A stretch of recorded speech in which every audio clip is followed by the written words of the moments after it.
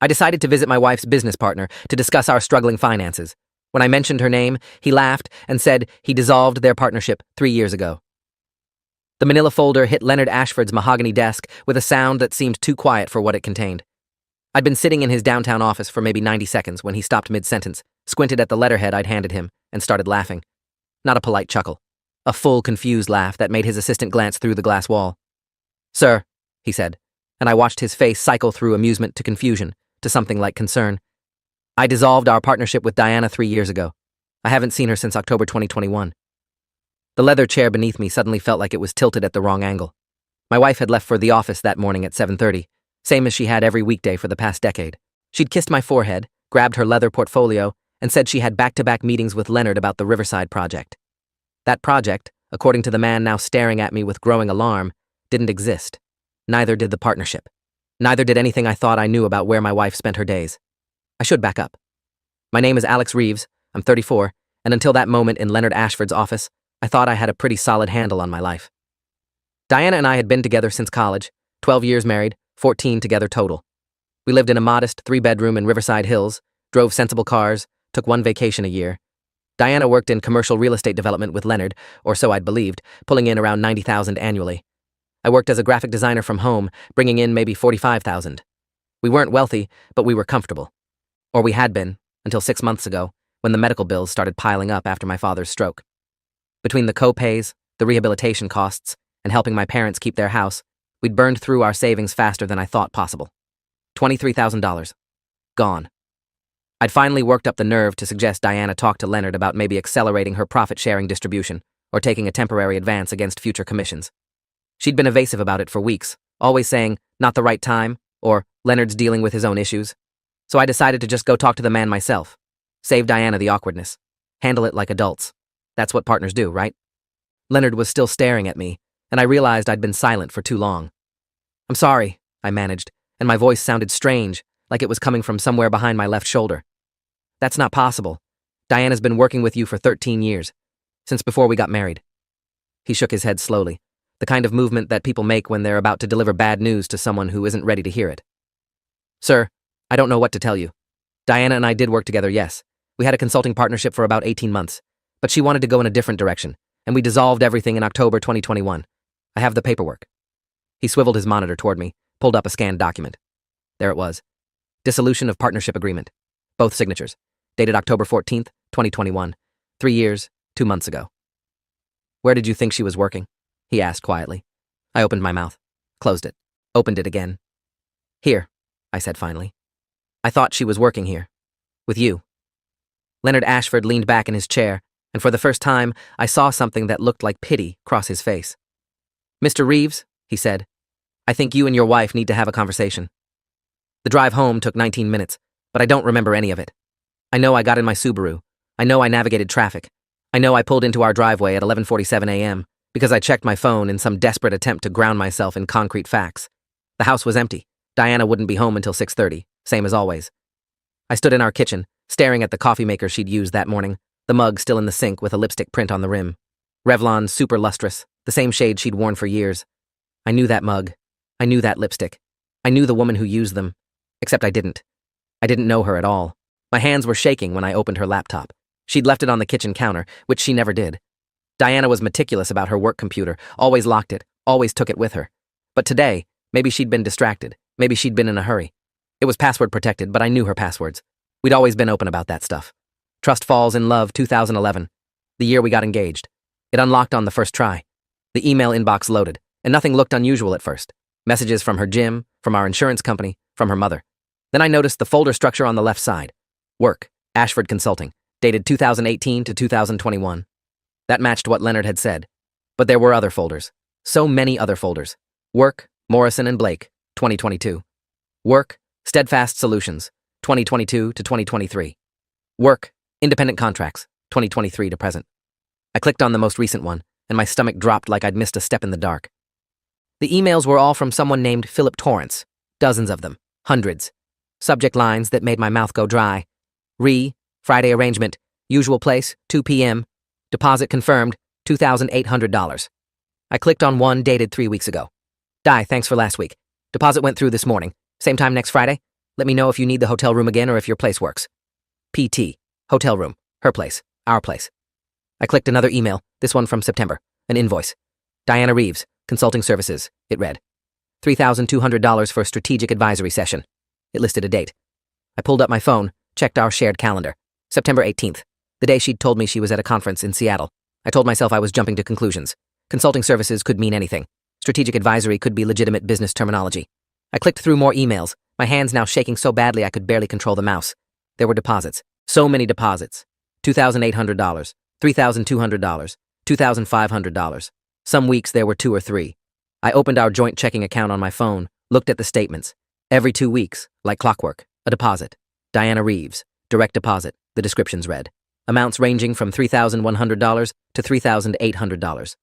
I'd always assumed these were her paychecks from Ashford Consulting, then from whatever firm she'd moved to after. They were consistent enough, reliable enough. The amounts matched what someone making $90,000 a year would bring home after taxes and insurance. But now I was looking at the source codes, the routing numbers. They weren't coming from any company. They were coming from something called Westbridge Financial Services. I Googled it on my phone. Westbridge Financial Services was a payment processing company. The kind of service that independent contractors and freelancers use to receive payments from clients. The kind of service you'd use if you weren't actually employed by anyone. I sat there on our kitchen floor. I don't remember sitting down, but suddenly, I was on the tile, back against the cabinet, laptop balanced on my knees, and tried to piece together what I was seeing. Diana had been lying to me for 3 years. 3 entire years. She hadn't worked for Ashford Consulting. She hadn't worked for Morrison & Blake or Steadfast Solutions or anyone else. She'd been working independently, taking consulting jobs from people like Philip Torrance, meeting them in hotel rooms and her place, which meant our home. The home where I sat working every day in my little office down the hall, oblivious. The word escort floated through my mind, and I physically recoiled from it, shook my head like I could dislodge the thought. No. No way. Not Diana. Not my wife of 12 years who'd stood in a church in July and promised to love me, and only me. Not the woman who wrinkled her nose at romantic comedies and fell asleep during action movies and insisted on making our bed every single morning with hospital corners because her grandmother had taught her that's what respectable people did. But the emails, the hotel rooms, the phrase, same as last time, the deposits that came in after sessions. I closed the laptop and pressed my palms against my eyes until I saw stars. My phone buzzed. Diana. Text message. Running late. Client meeting went long. Home by 7. Love you. I stared at that message for a full minute. Client meeting. The casual lie, delivered with a heart emoji. How many of these texts had I received over the years? Hundreds? Thousands? Every single one a small, deliberate deception. I took a screenshot. Didn't know why, just knew I needed to start documenting. Then I went back to the laptop, and I started taking screenshots of everything. Every email from Philip Torrance, every invoice, every deposit notification. I created a new folder on my phone, password protected it, dumped everything there. 234 screenshots. By the time I finished, my hands had stopped shaking, replaced by something colder, clearer. I needed help, professional help. I needed someone who could tell me what I was actually looking at, because some part of me still hoped, desperately, pathetically hoped, that there was an explanation that didn't involve my wife selling herself to strangers while I sat 20 feet away designing corporate logos. I called my buddy Trevor that afternoon. Trevor Gaines, tax attorney, 14 years practicing in family and financial law. We'd played basketball together in college, and he was the kind of friend who'd shown up at 2 a.m. when my appendix burst junior year and driven me to the hospital without asking questions. Alex, he said when he answered, and I could hear papers rustling in the background. What's going on? You sound weird. I told him. All of it. The visit to Leonard Ashford's office, the emails, the deposits, the hotel rooms.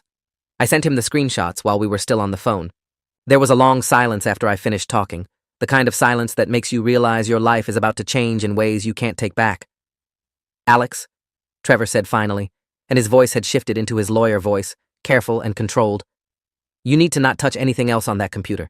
You need to document everything you've already found, but don't delete anything. Don't confront her yet. Do you understand me? We need to figure out what's actually happening before you make any moves. I asked him what he thought was happening, and there was another long pause. I think, he said slowly, that your wife has been engaging in some kind of sex work. Escort services, most likely. The terminology in those emails, the deposits, the hotel rooms, the sessions, it all tracks.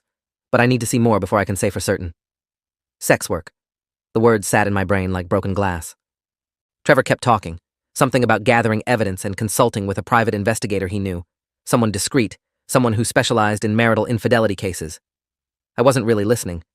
I was thinking about the morning Diana had left, the kiss on my forehead, the lipstick print on the coffee mug. I was thinking about every time she'd come home at 6:30 or 7 p.m., looking tired but not disheveled, asking about my day, microwaving leftovers, curling up next to me on the couch to watch whatever show we were binging. She'd been so normal, so consistently, believably normal. That was almost the worst part, not just the betrayal, but the competence of it. The skill required to live a double life for 3 years without a single slip, without once coming home with the wrong story or forgetting which lie she'd told. "Alex," Trevor said sharply, and I realized he'd been trying to get my attention. "Are you hearing me? Do not confront her tonight. Act normal. Tell her you're feeling sick. Go to bed early. Whatever you need to do. But do not tip her off that you know anything. Not yet." I agreed, hung up, and sat there on the kitchen floor until the light coming through the window shifted from afternoon gold to early evening gray. Diana came home at 7:14 p.m. I was sitting at the kitchen table with my laptop open, working on a logo redesigned for a dental practice, same as I did most evenings. Normal. Routine. She dropped her bag by the door, kicked off her heels. "Hey, babe," she called, heading straight for the kitchen. She looked the same as always. Blonde hair pulled back in a neat ponytail, minimal makeup, charcoal slacks, and a cream blouse that probably came from Ann Taylor. She looked like a real estate consultant. She looked like my wife. "Sorry I'm late," she said, kissing the top of my head as she passed. The Marlington meeting ran over, and then I got stuck on a call with the zoning commission about the Parkside development. The lies came so easily, so smoothly. I made some non-committal sound and kept my eyes on my laptop screen. "You feeling okay?" she asked, opening the fridge. "You seem quiet." I told her I was just tired. Big project deadline. Nothing serious. She accepted this without question, started pulling out containers for dinner. We ate together at the table.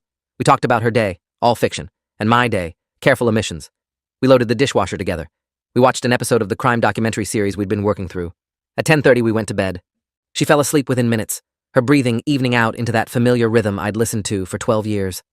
I lay there in the dark, 18 inches away from her, and felt like I was sharing a bed with a stranger. The next morning, I met with Trevor and the private investigator he'd recommended. Her name was Naomi Cross, 42 years old, former police detective turned private investigator with a specialty in domestic surveillance and financial forensics. We met at a coffee shop in Glendale, 15 miles from my house where nobody would recognize us. Naomi didn't waste time. "Show me everything," she said, pulling out a tablet. I walked her through the screenshots, the emails, the deposit patterns. She took notes, asked precise questions about Diana's schedule, her habits, the places she claimed to go for work. "How often does she tell you she has evening meetings?" Naomi asked. I thought about it. "Maybe twice a month," I said. "Sometimes she says she has to show properties in the evening or meet with clients who can only do after hours." Naomi exchanged a look with Trevor. "Mr. Reeves," she said carefully, "based on what you've shown me and the deposit patterns I'm seeing, I believe your wife is working as a high-end escort. The price points, between $2,000 and $3,000 per session, suggest she's operating in the luxury market. These aren't street transactions. This is organized, professional, and almost certainly facilitated through a service or agency." The word escort sounded different when a professional said it out loud. More real, more final. I asked Naomi what I should do, and she laid out a plan that sounded like something from a thriller movie. She'd conduct surveillance over the next 2 weeks, document Diana's movements, identify her clients, and gather photographic evidence. Meanwhile, I needed to continue acting normal at home, which she acknowledged was psychologically brutal but legally necessary. She also recommended I document our financial situation, bank statements, tax returns, credit card bills, because when this comes out, you're going to need to know exactly where your money has been going. Trevor added that I should also consider consulting with a divorce attorney just to understand my options. The word divorce made my chest tighten. I'd been married to Diana for 12 years. We'd built a life together. We'd talked about having kids. We'd been actively trying for the past 8 months, though without success. How do you reconcile the person you thought you married with evidence that she's been systematically lying to you for a quarter of your relationship? Naomi started surveillance on Thursday. She had a whole setup. Cameras with telephoto lenses, a nondescript sedan with tinted windows, GPS trackers that she'd place on Diana's car if I gave permission. I told her to do whatever she needed to do. That evening, Diana told me she had a late showing in Westmont, wouldn't be home until 9 p.m. I told her that was fine. I had work to catch up on anyway.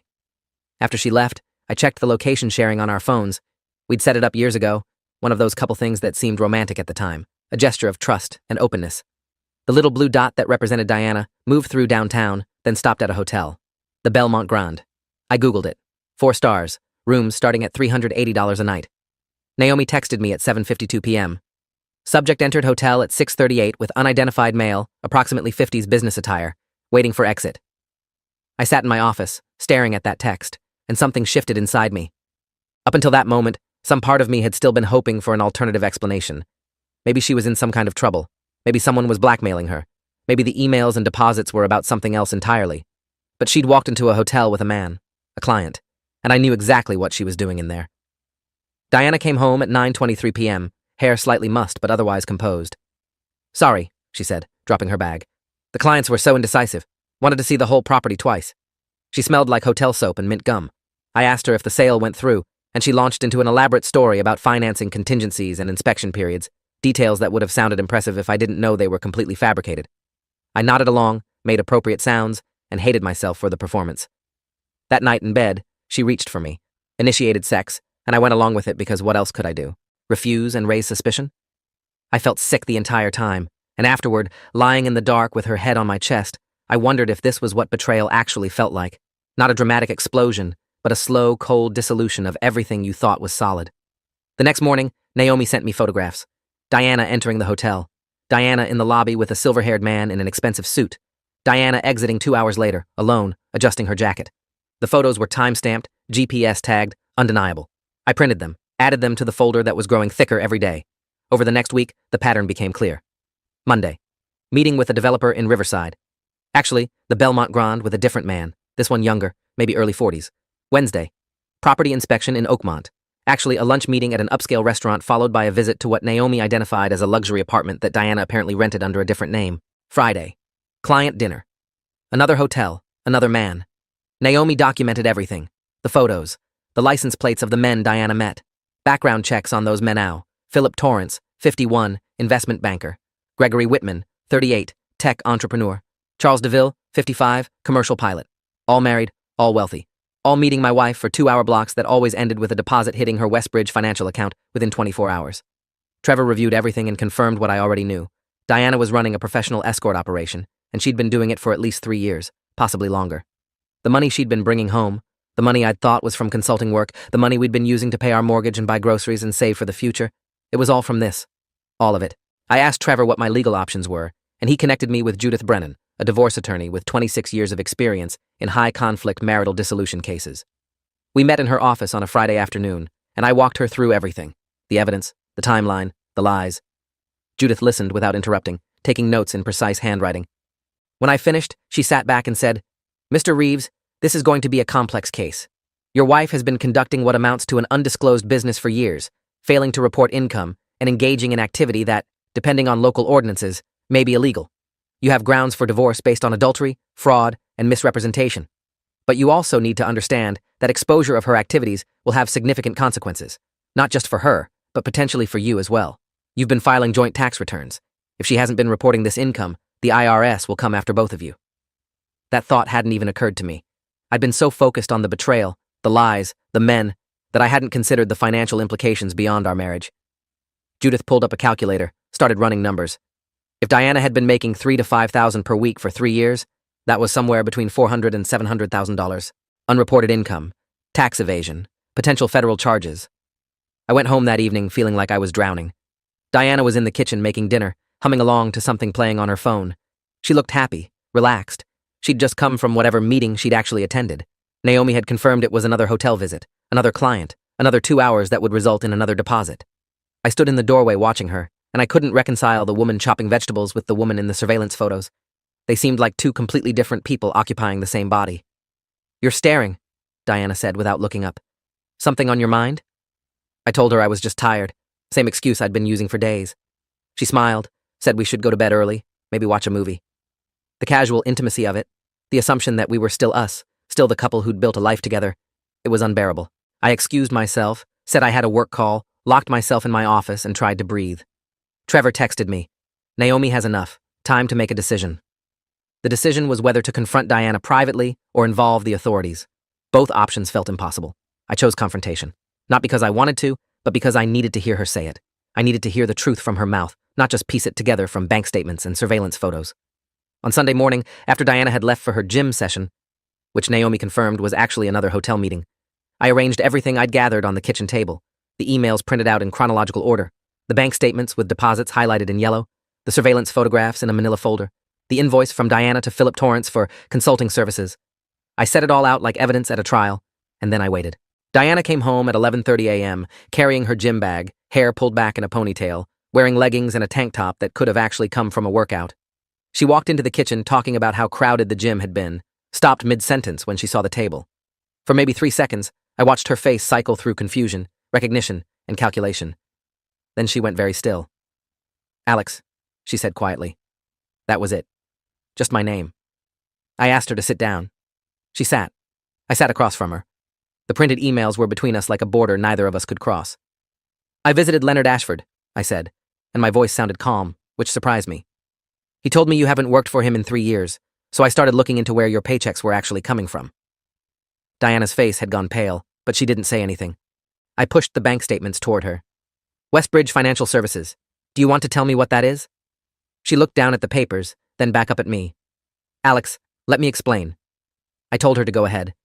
She took a breath, and for a moment, I thought she might actually tell the truth. But then she said, I've been doing independent consulting, real estate advisory work. Leonard and I dissolved the partnership because I wanted to work on my own terms, set my own rates. I didn't tell you because I knew you'd worry about the stability. You were already stressed about money, about your dad, and I didn't want to add to that. It was a good lie. Almost believable. I slid the surveillance photos across the table. That's you entering the Belmont Grand Hotel with a man named Philip Torrance. That was Thursday evening. You told me you were showing a property in Westmont. The color drained completely from her face. She opened her mouth, closed it, opened it again. Nothing came out. I kept going, because now that I'd started, I couldn't stop. There are more photos, different hotels, different men. And here's an invoice you sent to Philip Torrance for $3,200 for a strategic advisory session. Except you weren't advising him on real estate, were you, Diana? She was shaking now, and I noticed her hands were clenched into fists on the table. Alex, please. I asked her how long. She shook her head. I asked again, louder this time. 3 years, she whispered. Just over 3 years. 3 years. The number hung between us. 3 years of lies. 3 years of watching her leave every morning for the office, watching her come home every evening with stories about clients and properties and meetings, watching her curl up next to me in bed and kiss me goodnight, while the truth of her day remained locked away in some compartment I'd never been allowed to access. Why? I asked, and my voice cracked on the word. Why would you do this? We were fine. We had enough money. We were happy. Diana's face crumpled, and she started crying.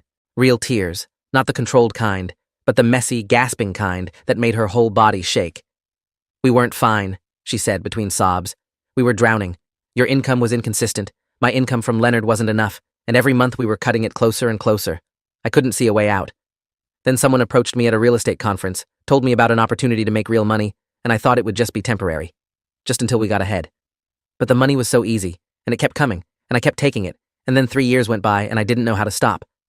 I asked her if she'd ever considered just talking to me, telling me we were struggling, finding a solution together like actual partners. She shook her head. You would have judged me. You would have looked at me differently. I couldn't risk that. The irony of that statement, that she'd destroyed our marriage to avoid changing how I looked at her, was so absurd I almost laughed. Almost. Instead, I told her I'd already spoken to a divorce attorney. Her head snapped up. Alex, no, please. We can work through this. I'll stop. I'll get a real job. I'll do whatever it takes. I asked her if she'd considered the tax implications. The fact that she'd been earning potentially $600,000 over 3 years without reporting any of it. The IRS is going to come after us, I said. Both of us, because we filed jointly. The reality of that seemed to hit her for the first time. Oh God, she whispered. Oh God, what did I do? We sat there in silence for a long time. Eventually, Diana asked what I was going to do, and I told her the truth. I didn't know yet. I was still trying to process the fact that my entire marriage had been built on a foundation of lies, that the woman I'd shared a bed with for 12 years, the woman I'd planned a future with, was someone I didn't actually know at all. Trevor had advised me to document the conversation, so I had my phone recording in my pocket, which felt surreal and wrong but necessary. Diana kept crying, kept apologizing, kept promising to fix it. But you can't fix something like this. You can't unsee the surveillance photos. You can't unhear the lies. You can't go back to believing in someone who spent 3 years systematically deceiving you while maintaining the performance of a normal marriage. At some point, Diana got up and left. I heard her go upstairs, heard the bedroom door close. I sat at the kitchen table surrounded by evidence of my wife's double life, and I tried to figure out what came next. What came next was lawyers. Lots of lawyers. Judith Brennan filed for divorce on my behalf the following Monday, citing adultery and fraud. Diana hired her own attorney, a man named Kevin Sheffield, who specialized in defending difficult cases. The divorce proceedings were brutal. Diana tried to argue that she'd been under financial duress, that I'd been a contributing factor to her decision because my income was unstable. Sheffield painted me as a controlling husband who'd failed to provide adequately for his family, forcing his wife into desperate measures. It was vicious and completely untrue, but family court doesn't always care about truth. It cares about persuasive narratives. Trevor worked with Judith to compile a comprehensive timeline of Diana's activities, including testimony from Naomi Cross about the surveillance operation and analysis of the financial records showing the unreported income. We also had to deal with the tax situation. Trevor connected me with Howard Chen. Wait, no, that's a forbidden name. Howard Prescott, a tax attorney with expertise in IRS negotiations. Howard reviewed our joint returns and confirmed the nightmare. Diana had failed to report approximately $580,000 in income over 3 years. The tax liability alone was over $200,000, not including penalties and interest. The IRS got involved within weeks. They launched an investigation into both of us, despite my protests that I'd had no knowledge of Diana's activities or income. Ignorance isn't a legal defense when you file jointly, Howard explained grimly. You're both responsible for the accuracy of the return, regardless of who earned the income. I was looking at potential criminal charges for tax evasion unless we could prove I genuinely didn't know about the unreported income. Howard worked with Judith and Trevor to build a case demonstrating my lack of knowledge. The fact that I'd never accessed Diana's accounts, never asked about her work beyond surface-level conversations, never had reason to question her stated income. It helped that I'd immediately documented everything once I'd discovered the truth, showing I hadn't tried to hide or destroy evidence. The IRS agent assigned to our case, a woman named Rita Holloway, 23 years with the Bureau, seemed sympathetic to my situation, but made it clear that sympathy didn't translate to leniency. You should have asked more questions, she told me during one particularly painful interview. You should have been more involved in your household finances. While the tax investigation dragged on, the divorce proceedings got uglier. Diana's attorney subpoenaed my business records, trying to prove that my income had been even more unstable than I'd claimed, building a narrative of financial desperation. I had to provide 5 years of client invoices, bank statements, tax returns, everything. They tried to paint me as a failed provider who'd driven his wife to desperate measures. Meanwhile, Judith was building the opposite case. Diana as a calculating deceiver who'd chosen this path not out of necessity, but out of greed, who'd maintained the lie for years with sophisticated compartmentalization. We had the emails, the invoices, the surveillance photos, testimony from Leonard Ashford that Diana had left their partnership voluntarily and without financial distress. The evidence was overwhelming.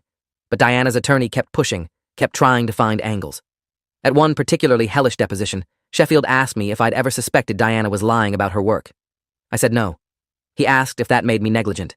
I said it made me trusting. He suggested that trust in a marriage required verification. I told him that wasn't trust. That was paranoia. It went on like that for hours. The breaking point came when the press got involved. Someone, probably Sheffield trying to muddy the waters, leaked details of the case to a local news blogger who specialized in salacious stories about suburban scandal. The headline read, "Local Wife's Secret Life, High-End Escort Ring Uncovered in Riverside Hills." The article included Diana's name, our address, and enough details about her operation to make it clear this wasn't just rumor. Within 24 hours, it had been picked up by 3 news outlets and was spreading across social media. My phone started ringing constantly. Friends, family, former colleagues, everyone wanted to know if it was true. My mother called, crying, asking what had happened to that lovely girl we welcomed into our family. Diana's parents called me, screaming, threatening to sue me for defamation. I had to change my phone number. I had to stop checking social media. The house, our house, where Diana and I had lived for 8 years, became surrounded by reporters at one point, cameras on our lawn, microphones shoved in my face when I tried to leave for work. Judith got a restraining order to keep them back, but the damage was done. Everyone knew. Everything was public. The exposure I'd wanted, the truth coming out, had happened, but not the way I'd imagined.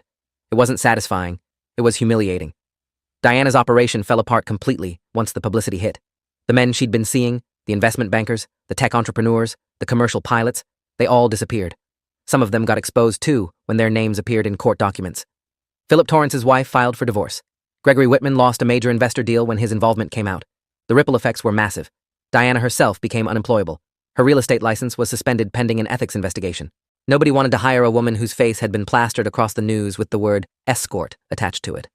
She moved back in with her parents in Millbrook, and from what I heard through mutual friends, she was barely leaving the house. Part of me felt bad for her. A small part. The part that remembered 12 years of shared history, inside jokes, lazy Sunday mornings. But that part was drowned out by everything else. The lies, the betrayal, the systematic deception. The fact that she'd risked everything we'd built, including my freedom, for money she hadn't even needed that desperately. The financial investigation revealed she had $230,000 in a separate account I'd never known existed. Money she'd been hoarding while we struggled to pay my father's medical bills. The divorce was finalized in March, 9 months after I'd walked into Leonard Ashford's office and learned my marriage was a lie. The settlement was complex. Diana was liable for all unreported tax obligations, penalties, and interest. I was granted a full division of marital assets acquired before October 2021, when her operation had apparently started. Everything after that, The house appreciation, the cars, the savings, was considered tainted by unreported income and subject to IRS seizure. I walked away with $28,000, my car, and my business equipment. Diana walked away with nothing except legal bills she couldn't pay and a criminal record from the tax evasion charges that Howard had managed to keep off my record by cooperating fully with the IRS investigation. She pleaded guilty to 3 counts of tax evasion and was sentenced to 18 months in federal prison, suspended pending completion of 5 years probation and full restitution of taxes owed. The judge had been harsh. Ms. Reeves, you systematically defrauded the government while maintaining a facade of respectability. Your actions demonstrate a level of deception that goes beyond simple tax avoidance into calculated fraud. Diana had stood there in her courtroom clothes, head bowed, while the sentence was read. I wasn't there. I couldn't be.